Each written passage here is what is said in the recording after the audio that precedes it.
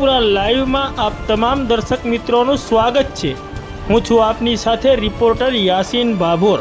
આજના મહત્વના સમાચારની વાત કરીએ તો ફતેપુરા અને સુખસર તાલુકા પંચાયતોના પ્રમુખ અને ઉપપ્રમુખનો પદગ્રહણ સમારોહ યોજાયો।